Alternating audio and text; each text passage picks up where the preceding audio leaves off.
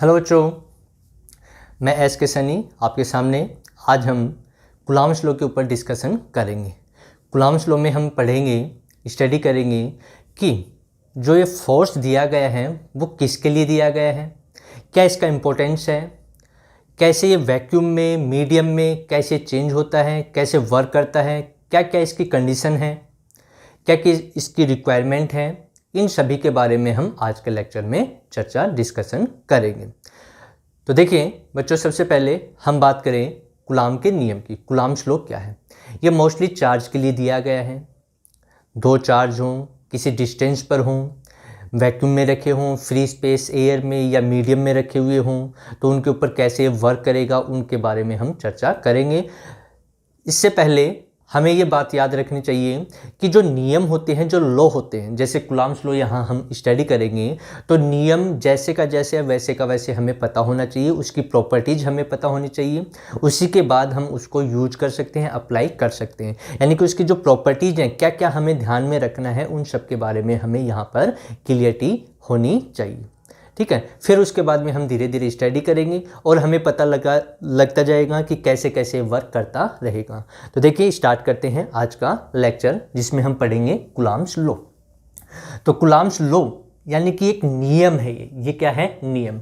और नियम जो होता है उसमें कोई तोड़ फोड़ हम नहीं कर सकते। जैसा दिया हुआ है वैसा का वैसा हमें आना चाहिए। उसकी क्या प्रॉपर्टीज हैं, क्या कंडीशन है, क्या रिक्वायरमेंट है, उनके बारे में हम चर्चा करें। तो सबसे पहले हम बात करें कि कूलॉम्स लॉ जो दिया गया था वो किसके लिए दिया गया था? वो चार्जेज के लिए था। किसके लिए? चार्जेज के लिए। तो अब हमें पता होना चाहिए चार्ज कितने टाइप के होते हैं। तो चार्ज होते हैं बच्चों दो टाइप के। कितने टाइप के होते हैं? दो टाइप के। पॉजिटिव चार्ज, एक तो positive charge and other is negative charge. ठीक है दोस्तों, तो कौन कौन से? पॉजिटिव चार्ज और नेगेटिव चार्ज, दो ही टाइप के चार्ज होते हैं।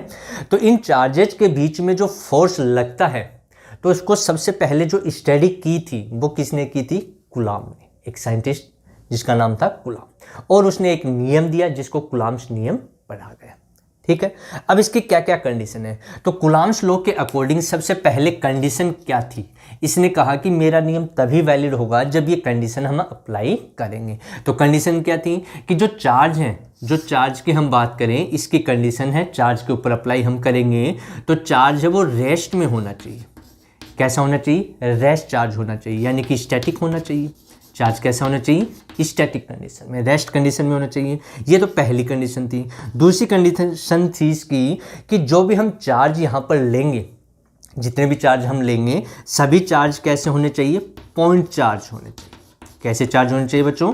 पॉइंट चार्ज होने चाहिए। यानी कि ये दो कंडीशन यदि हम सेटिस्फाई कर पाएंगे तभी कूलॉम्स लॉ को हम अप्लाई कर पाएंगे। ठीक है दोस्तों, तो यहाँ पर चार्ज कैसा होना चाहिए? रेस्ट में होना चाहिए और पॉइंट चार्ज होने चाहिए। कम से कम दो चार्ज होने चाहिए जिससे फोर्स अप्लाई हो सके। सिंगल चार्ज पर कभी भी कूलॉम्स लॉ अप्लाई नहीं होगा। तो मिनिमम चार्ज दो होने चाहिए, मैक्सिमम कितने भी हो सकते हैं। तो क्या उसने कहा, उसके लिए हम बात करें, आगे चर्चा करें। तो देखिए क्या क्या उसने अपने इस नियम में कहा था। तो उसने कहा कि दो पॉइंट चार्ज हों, स्टैटिक हों। क्या हो? दो पॉइंट चार्ज हों और दोनों स्टैटिक हों। मान लो हम दो की बात करें तो ऐसा समझो कि ये प्लस क्यू चार्ज है और ये प्लस क्यू चार्ज है, या हो सकता है माइनस क्यू चार्ज और माइनस क्यू चार्ज, या हो सकती है तीसरी कंडीशन एक प्लस क्यू चार्ज है और दूसरा माइनस क्यू चार्ज है। क्योंकि हमने पढ़ा कि चार्ज दो टाइप के, पॉजिटिव और नेगेटिव, दो ही टाइप के हैं, एक तो पॉजिटिव और एक नेगेटिव। तो यहाँ पर पॉजिटिव का कॉम्बिनेशन हो सकता है, नेगेटिव का हो सकता है और पॉजिटिव नेगेटिव का भी हो सकता है। तो यहाँ पर हम बात करें कि ये दोनों चार्ज लाइक चार्जेज हैं। दोनों क्या है? Like charge. ये भी लाइक चार्ज है और ये कैसे हैं? अनलाइक चार्ज है। ठीक है, तो उसने क्या देखा? कूलॉम ने देखा कि जब दो चार्ज एक दूसरे के पास रखे हुए हों, जैसे ये रखा हुआ है, हमने मान लिया कि प्लस प्लस और माइनस माइनस, प्लस माइनस, तो उसने देखा कि इनके बीच में फोर्स लगता है। क्या लगता है, फोर्स लगता है। यानी कि ऐसी रिएक्शन इनके अंदर हुई, ऐसे समझे हम इसको, मान लो हमारे पास मैग्नेट है जो हम प्रैक्टिकली करते हैं, जैसे नॉर्थ है मैग्नेट का और ये साउथ है, इसके पास में मैं एक मैग्नेट और लेके आया, ये मान लो साउथ है और ये नॉर्थ है। तो हमें पता है कि जब मैग्नेट के साउथ को साउथ के पास लेकर के आएंगे तो उनमें क्या होगा, रिपल्शन होगा, वो एक दूसरे को क्या करेंगे, रिपल करेंगे। ऐसे यदि मैं मैग्नेट के नॉर्थ के पास में, साउथ के पास में नॉर्थ को लेके आऊँ तो ये क्या करेंगे, ये अट्रैक्ट करेंगे, ये क्या करेंगे, रिपेल करेंगे। ठीक है बच्चों, ये रिपेल करेंगे, ये अट्रैक्ट करेंगे। क्यों? क्योंकि देखो ये लाइक पोल्स हैं, ये अनलाइक पोल्स हैं। ऐसे यदि मैं एन के पास में एन को लेकर आऊँगा, मैग्नेट का नॉर्थ पोल के पास लेके आएंगे तो उनमें रिपल्शन होगा। तो ऐसे उसने देखा कि जब पॉजिटिव चार्ज को हम पास में रखते हैं तो इनमें रिपल्शन होता है, यानी कि इस चार्ज पर इधर फोर्स लगेगा और इस चार्ज पर इधर फोर्स लगेगा।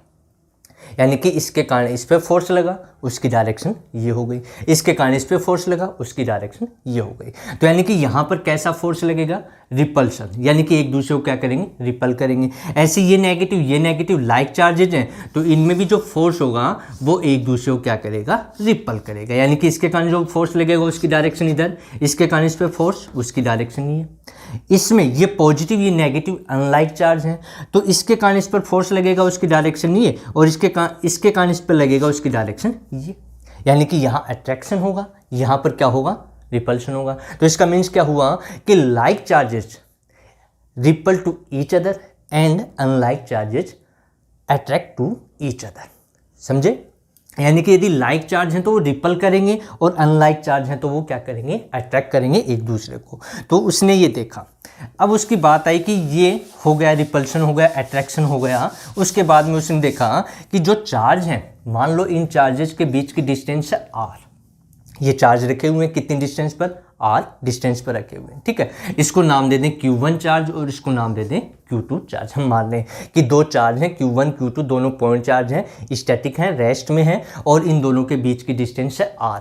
अब ये जो डिस्टेंस है वो इन दोनों की लाइन जॉइनिंग कहलाती है। यानी कि ये जो डिस्टेंस है इस लाइन को हम बोलते हैं लाइन जॉइनिंग, जो दोनों चार्जेस को मिलाने वाली होती है। जैसे मान लो ये Q1 चार्ज ऐसे रखा हुआ है, पॉजिटिव है, और ये Q2 चार्ज है, ये भी पॉजिटिव है, पॉइंट चार्ज है। क्या है?